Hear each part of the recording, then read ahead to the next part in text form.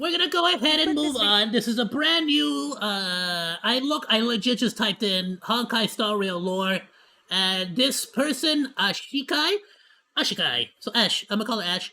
It seems like they made an entire series on the Honkai Star Rail lore, and honestly, I want to know more because even though I understand the story of Honkai Star Rail from where our perspective and everything we've done, I have not gone through and read all the extended lore, and I don't have a firm grasp on it.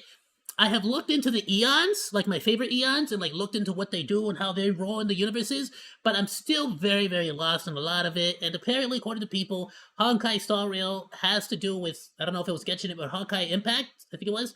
So even though I don't know much about like the previous storyline, I feel like this might help me sort of understand and get back to where I should be with the story. Because like it or not, I'm actually I'm kind of like invested in Honkai Star Rail to a certain degree, and I love it. I love the game. It's fun. Even like, you know what I mean? So let's get into it. If I'm gonna keep playing these games, I want to have a full, deep grasp and understanding of the extra lore, the you know what I mean? I'm gonna get some lore. You know what I mean? I need to know all of it, the full everything about it. Okay. If you've clicked this video, you're probably thinking about playing Honkai Star Rail, and if you've seen, I already did. I've beaten it. I'm caught up. I'm just doing. I think I just need to roll. For some reason, I did literally every other companion quest, including the March Imaginary events, the War Dance. I have not done Ruan Maze. It's literally the last thing I have to do with Honkai Star Rail before I run out of things to do. any of the promotional material, Besides, like, the very small side quests. You understand. you probably realize that it's a pretty That's story-heavy Sampo? game. That was Sampo. And story-heavy games tend to have a lot of new stuff to remember, especially sci-fi games, like this one. And that's Not only that, but, like, you start off pretty much like it's a very good thing, not a bad thing at all. Very similar to Game of Thrones. You start off in a world that has a lot of history, a lot of history, a lot of history. steep learning curve often makes A lot for of factions, a lot of confusing first few people. hours while you wrap your head around what's going on and what it all means. Didn't But not understand. this time. I to this day I don't understand what the hell happened at Herda Space Station. I'm gonna be completely honest. This time, dear viewer, you have me, Ashikai, lore and theory enthusiast, to assist you in Ashikai! understanding this brand new world of Honkai Let's go. Sorry, I'm gonna put these up here because it's like sort of like difficult to read with that down there. Star Rail. Let's so go! This video is a gentle, mostly spoiler-free introduction to the world and lore of Listen. If you don't want spoilers, get out now. I'm gonna. Well, please watch the rest of it. Go check out her video. But I'm saying, if you don't want spoilers, I've already beaten the game. I know everything about it. Just what I need to know. I need to understand what the frick I played through. I'm gonna be honest with you. Honkai Star Rail. The general idea here is to help ease you into some new terminology and give some more context for how the world within the game works, so you're not totally blindsided and confused or overwhelmed when you pick up the game for the first time. Now, luckily, I was not. And honestly, if they didn't have Kafka in most of the beginning of the intro, I probably would have. Now, I did say mostly spoiler-free because there will be some Let's go, Honkai! spoilers for the first hour. Listen, I'm not telling you to play a Hoyoverse game. I'm just telling you, if you decide to play Honkai Star Rail, there's one character in specific, Himiko, that works amazing with another character that you get for free, Herda, and it is the best way to grind XP. And because of, shout out to whoever the frick used to have level 70 and level 80 Himikos. If it wasn't for you, I would have stopped playing the game a long time ago, but because you gave me that Himiko, I was able to grind XP so easily, so quickly, that I was able to, like, keep up and not fall, and not, like, get, like, fall off, basically, from the game. So, that's why I'm making my own Himiko. Anybody out there who's barely starting out the game, send me a friend request, I will accept it, and you can use my Himiko to level up all your characters. Let's freaking go. I almost have her maxed out. I still need a bit of work, but she's definitely very well usable right now. You are probably wondering, do I need to play Honkai Impact 3rd to understand? I did play Honkai Impact 3rd for a little bit, fell off. Don't understand any of the storyline, don't know most of the storyline. And frankly, I haven't found myself in need of playing it. I haven't really. Some people are telling me that certain characters are literally like Welt. Apparently, comes from Honkai Impact. I didn't know that. Understand the story of Honkai Star Rail, because, you know, they both have Honkai in the title. And the truth is, no, you don't. While playing Honkai Impact may increase your enjoyment of Honkai Star Rail, the two games take place in entirely different universes. So even if characters in Star Rail share looks and names with characters from Honkai Impact, they're not the same people, so you don't. Yeah, so effectively, okay, so I knew that Welt was also from there, and I knew that, I think this is supposed to be like Acheron, right? So they actually do share the same names, but it's sort of from what I've seen, it's sort of like a Final Fantasy situation where it's like, yeah, Sephiroth will show up multiple times, but he might not be the same Sephiroth, and his story might not be the same.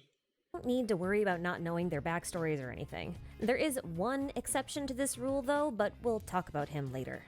I think it's Welt. She's talking about Welt. And the only reason for that is because of the fact that Welt, I believe, was a part of the original crew that restored the Trailblazing train, and then they launched off into outer space. But right? if you Something like that? still worried that you might be missing out on some important lore or world I think only Welt. I think only Welt. But I'm not sure. Not playing Honkai Impact.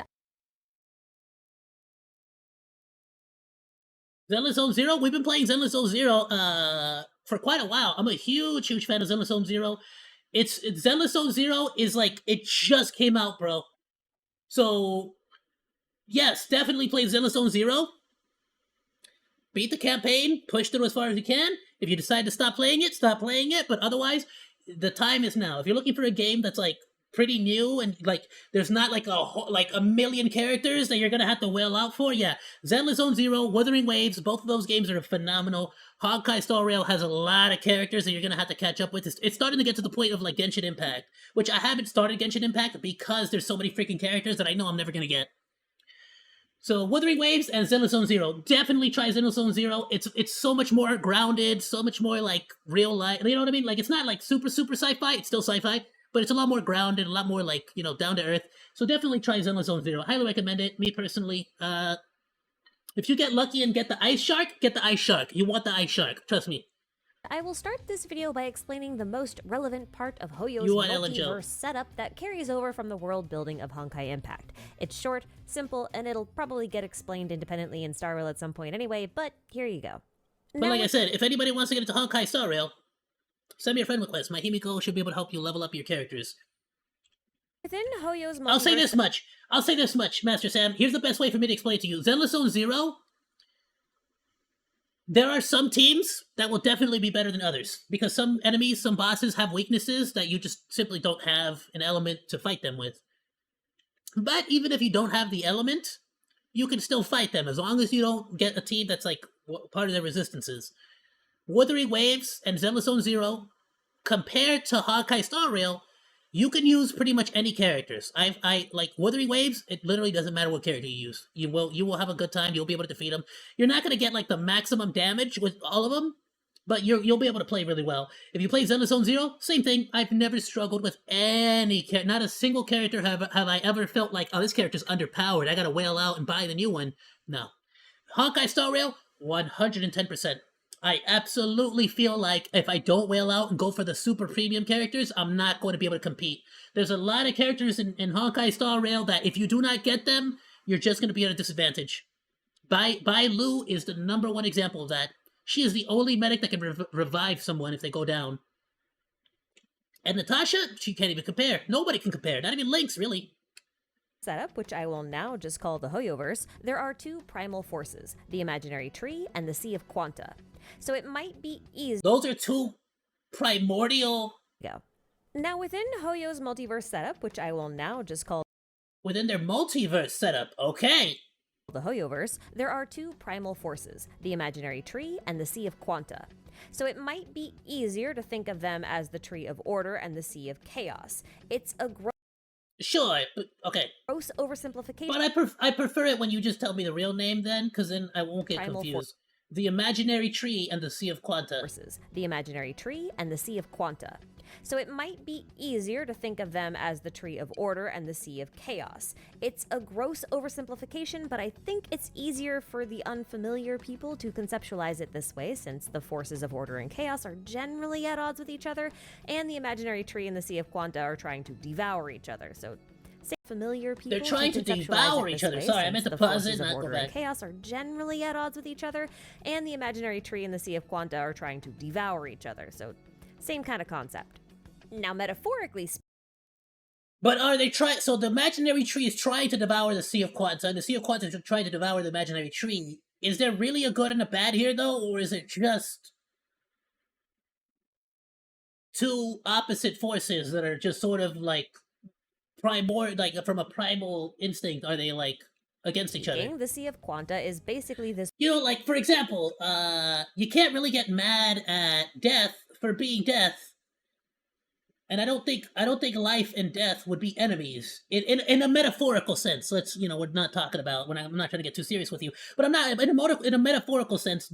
Life and death are not good and evil intrinsically. It is simply like two different sides of the exact same coin, which is the human experience. It is existence. It is life.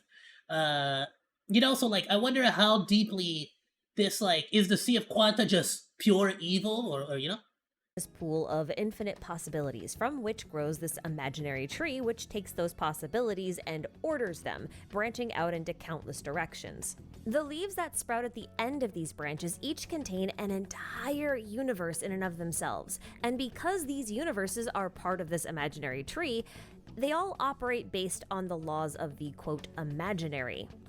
So this imaginary energy from the imaginary tree makes up the basis that is called Honkai in Honkai Impact, but Star Rail just calls it imaginary energy. So that makes sense as far as like imaginary, like the that's starting to make more sense with like the element imaginary in Honkai Star Rail, because there is an element in Honkai called imaginary. Imaginary energy is pretty important in Star Rail, as eons and paths, which we will go over in a bit, are very powerful entities made up of imaginary energy. It basically makes the world go round. Regardless of how it manifests, though, imaginary energy is likely the reason why Honkai Impact and Honkai Star Rail share the Honkai in their names. But that's really it. That's where the connections between the games end and where our introduction to the unique world of Star Rail begins. But if you're still worried you're missing out on something, I will leave a link to Island XD's Guide to Honkai Impact for Star Rail players. Now, let's set all that Impact talk aside and get familiar with the world of Star Rail. Let's okay, but now I have an understanding more or less of how that's connected. Star Rail's universe is focused on this concept of paths, and those who walk a path are known as path striders. Paths are basically philosophical ideas given some kind of metaphysical form through the accumulation of imaginary energy, which makes them incredibly powerful forces. By believing in and practicing the concepts of a chosen path, a person can draw on the powers of that path and become a path strider. Now, like I said, a path is a philosophical idea or a concept. Those who follow a path believe in its philosophy. For example, path striders of the path destruction may believe that the universe is a mistake and therefore must be destroyed. However, mortals are not bound to any one singular path any more than they are bound to any one way of thinking. If their philosophy changes, their path can change as well. And they do show that in essence with March with the preservation, of course. She becomes a part of the hunt. But then also you yourself are on the path of destruction initially, and you change over to the path of preservation. Later on, you change over to the path of harmony. For gameplay purposes, paths manifest as a type of class, if you will. Those who follow the path of abundance, for example, might be considered to have the class of a healer or a cleric, while someone following the path of destruction has abilities more like a fighter or a berserker. Now, if one finds themselves completely committed to a path and manages to explore the deepest parts of it to truly comprehend it in its entirety, they may transcend their mortal form and become something known as an Eon. Now, you'll notice they did not specify that the one ascending had to be human, and that's because they don't. Any sentient life form, whether organic or inorganic, has the capability of becoming an Eon, so that includes things like artificial intelligence. Oh, that's wild! As for what an Eon actually is, they are something like the embodiment or master of a path. While they're not traditional gods, they are beings of godlike proportions. It's basically just something that has lived, breathed, and acted upon the very core of a belief or of a path, that they manifested into an incredibly powerful deity. Which it makes sense because a lot of quote-unquote human characters have some pretty inhuman abilities in this game. To put it into context, they're kind of like an ocean, while a Pathstrider is a mere droplet of water. And while they are ageless, they are not actually immortal, as they can be killed by either another Eon or by ceasing to walk their path. Because remember, they're the embodiment of their path, so without their path, they're basically nothing. Yeah. This means that an Eon is forever bound to their path, and they cannot stray from it. The Eon of Destruction can't just wake up one day and decide to walk the path of harmony, for example. To become an Eon, you trade your ability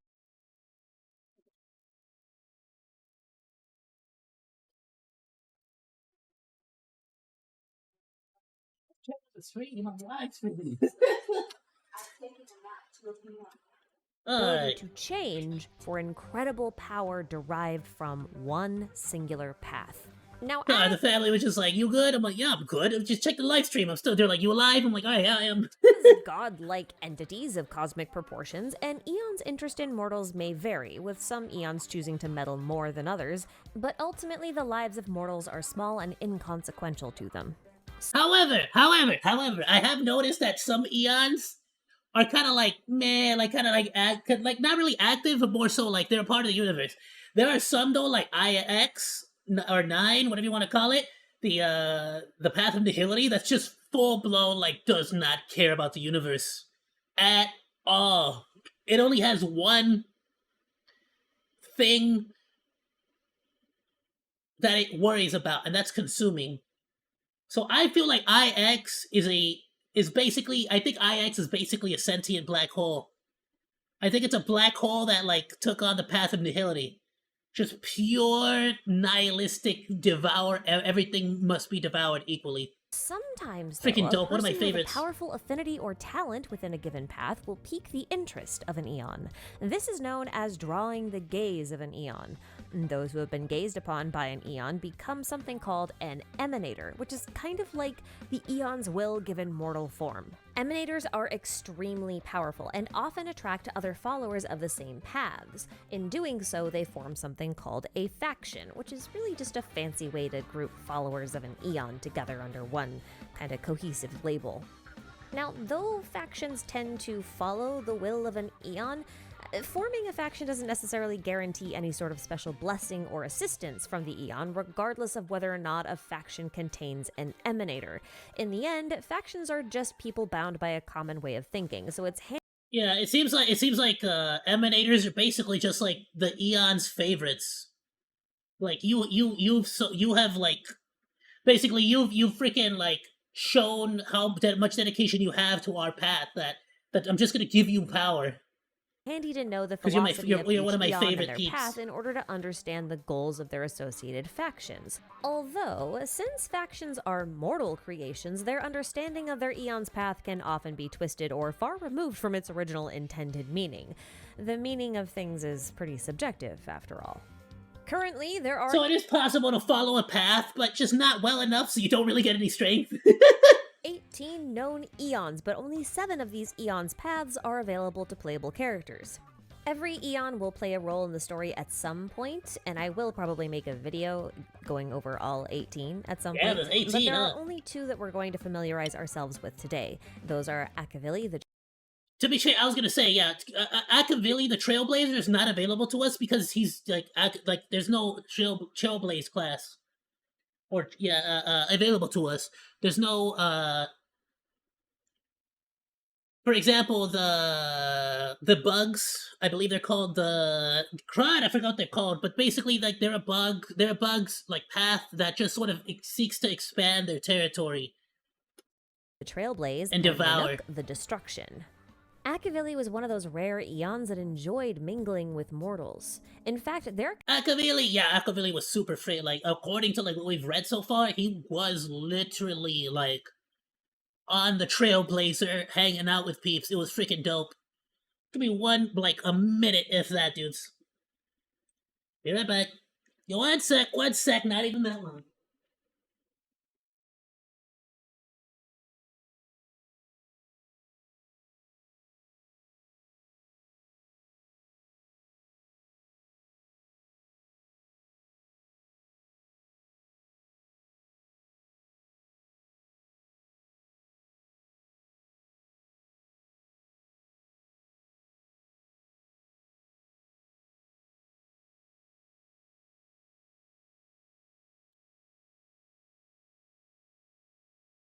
Alright, sorry about that. Just had to hand off my keys to Papa Monkey. Okay, let's go. Considered to be the Aeon that was closest to mortals. They were also responsible for laying down the rails for the Astral Express train system throughout the universe, and they invited mortals to board these trains. Those who did so joined the Trailblaze Path and formed the faction known as the Nameless. Akavili would often adventure alongside their Pathstriders, making them very unique among the Eons. But I'm using past tense here because Akavili died in a mysterious accident that derailed the Astral Express and wrecked many of its train cars. I honestly we don't know much about what the frick happened then. Without the Astral Express, the Nameless also vanished. But as luck would have it, one of those broken trains landed on the planet Himiko was from. She managed to repair it, reforming the Nameless faction and making the Trailblaze Path accessible once again.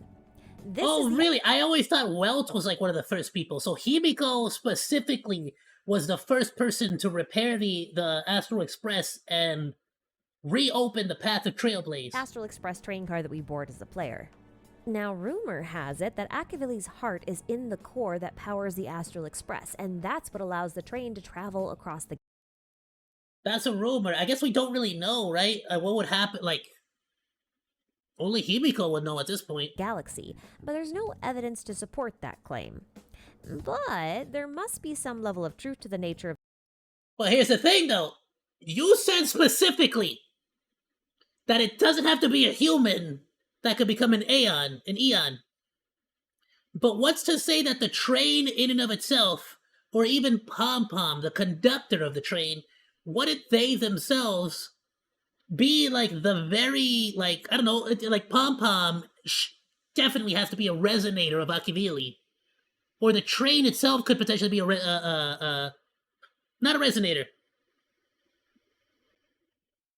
What is it called? The thing! The thing. And those portions, and Eon's interest in mortals may vary, with some Eons choosing to meddle will pique the interest of an Eon will given mortal form, and drawing the gaze of an Eon. Those who have been gazed upon by an Eon become something Emanators! So it could totally be that Pom Pom is an emanator, or potentially the train in and of itself is an Eon, because it's following the path of Trailblaze, which is the very idea of blazing a trail and often connecting worlds. Alongside their Pathstriders, pushing to new frontiers. Very unique among the Eons. But also the path accessible what allows the train the power of an Eon travel via the express would be difficult for just a normal Pathstrider. Unlike the free some level core that powers the Astral Express, and that's what allows the train to travel across the galaxy, but there's no evidence to support that claim. But there must be some level of truth to the nature of the core of the train, if only because without the power of an Eon, travel via the express would be difficult for just a... Potentially, but if it might be powered by the imaginary energy, or it might be powered by normal Pathstrider. Just the straight up will of trailblazing, since that in and of itself is a means of energy. It's a power. Unlike the free-spirited and benevolent Akavili, the Eon of Destruction, known by the name Nanook, believes that the birth of the universe was a mistake and desires the destruction of all civilizations. Their followers are known as the Antimatter Legion, or just the Legion. Okay, so that's where okay. They specifically follow Nanook. Got it. And actively attack civilizations with the goal of total annihilation. Nanook is the one responsible for the distribution of Stellarons throughout the universe, and Stellarons play a huge motivating role in Star Rail's story. I didn't know that! So that's where the Stellarons come from? I had no idea! So while we don't really understand Nanook's motivations beyond... I do. He wants to destroy everything. Destroy everything, he is a key Eon to pay attention to. I'm gonna be honest with you, I don't think there's more to him. And I like that. He is the concept of devastation and annihilation. He is the actual concept of destruction. The belief that everything deserves and needs to be destroyed and should not exist. What else do you want? He is the embodiment of destruction. Why I don't want him to have another motivation. I want him to just want to destroy everything. Just truly, wholeheartedly, at the very core of his very being, he believes that all the universe, all the world, and everything in existence did not deserve to live from the very beginning and simply desires for it all to end because it's unworthy of life. I just want him to be that. I don't want anything else from the Nook. Because of his connection. And the fact that he looks like a human makes it like even more interesting. What the frick was his life like? And I hope we never find out. Keep it a secret. Keep it mysterious. He might have been a human, he might have been a whatever the frick. Well, a Stellaron is widely believed to be a seed of destruction, created and distributed by Nanook, the Destruction. They're also called the Cancer of all worlds. These seeds fracture reality and spawn rifts that lead to interdimensional spaces called fragmentums, and those attract monsters, so you can see why that would be problematic. The genius Herta claims that Stellarons are actually a type of life form, since they do appear to have some sentience and have been known to communicate with those of a certain aptitude. She Okay, that's an interesting one.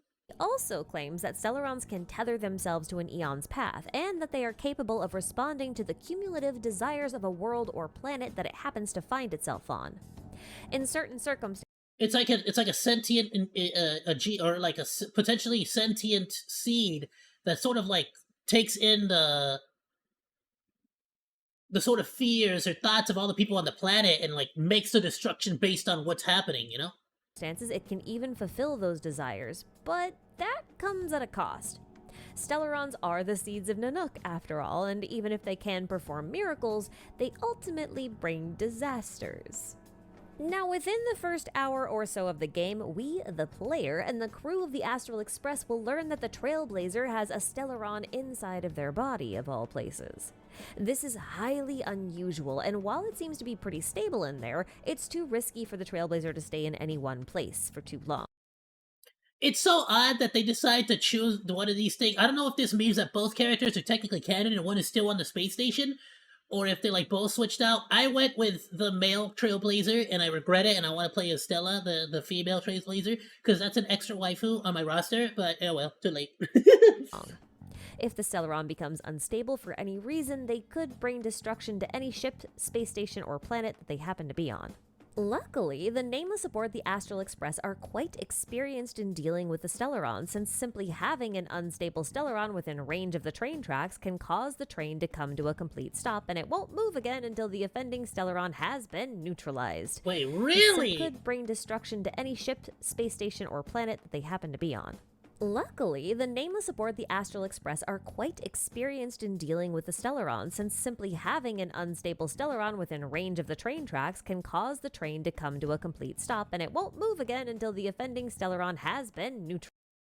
And isn't it just so incredibly interesting, though, that the Astral Express will stop for an unstable Stellaron, but the Stellaron specifically in your chest, totally fine with that, huh? Neutralized.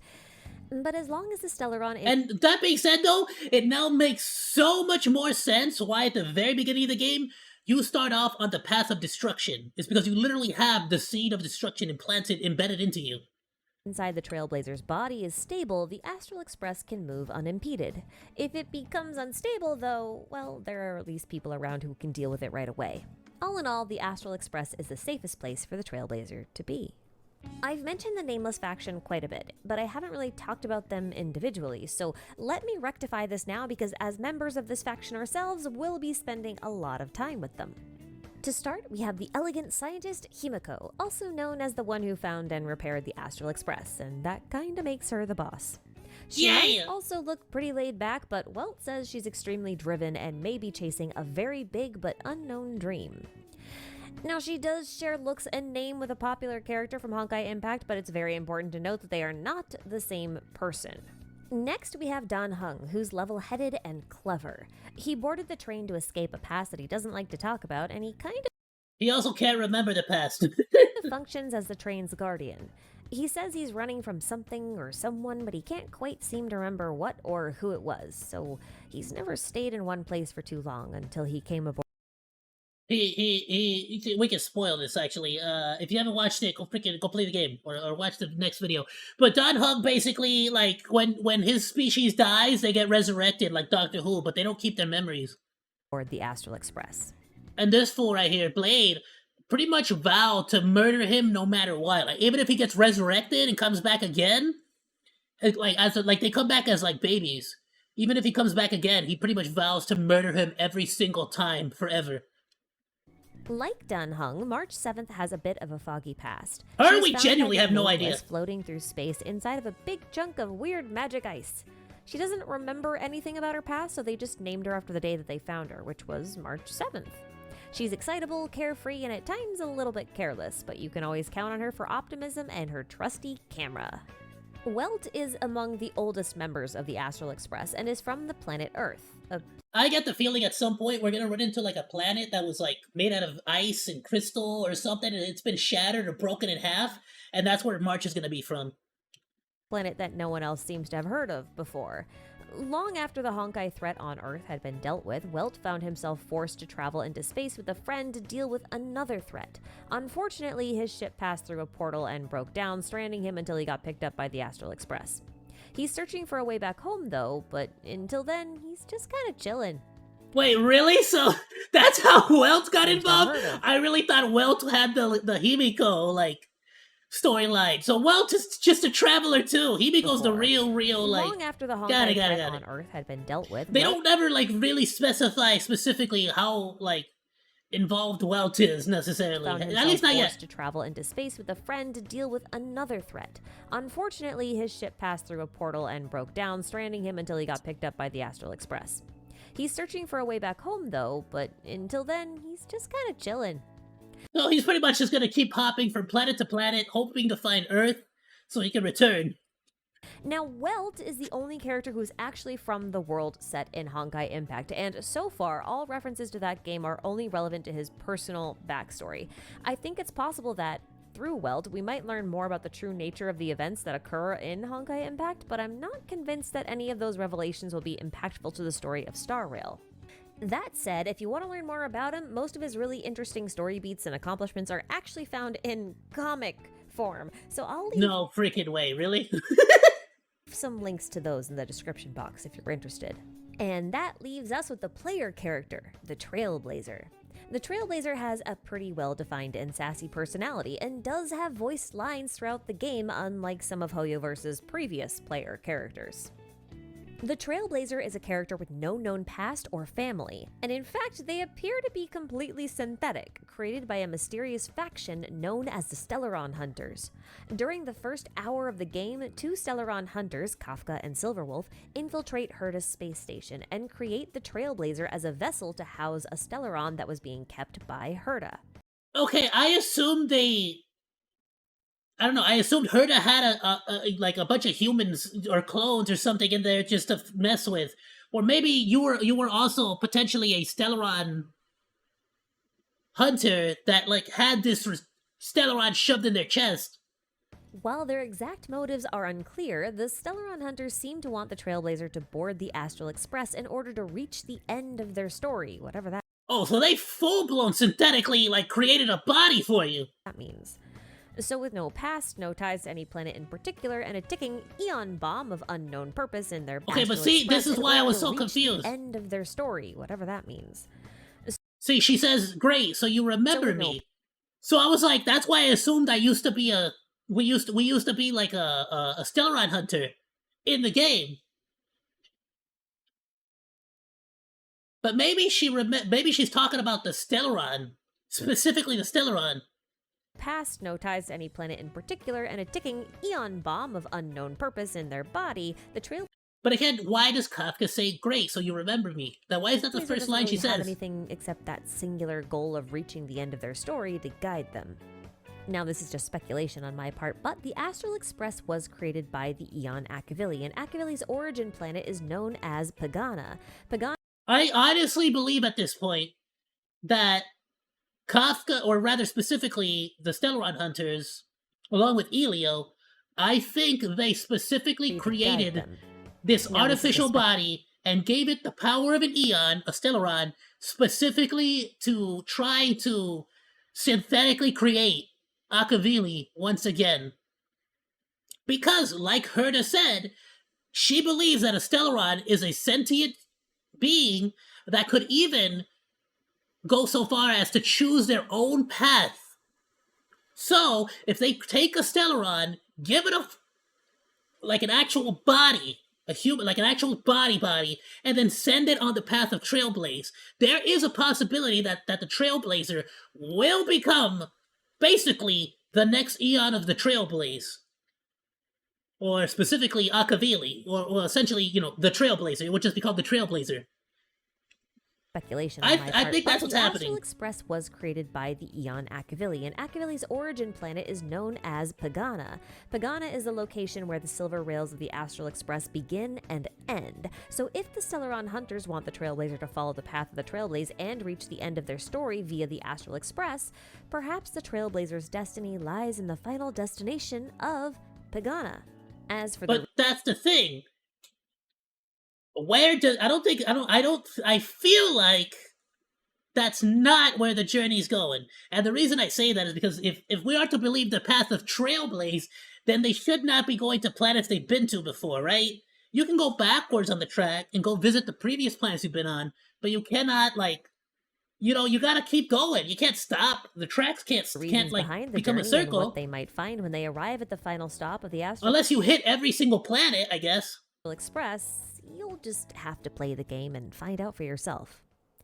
I, however, will be covering the lore of this game, including story recaps, summaries of in-game materials, character profiles, and so much more, so drop by whenever you need a break from combat.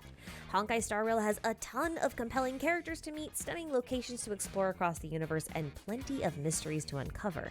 And this is just the beginning.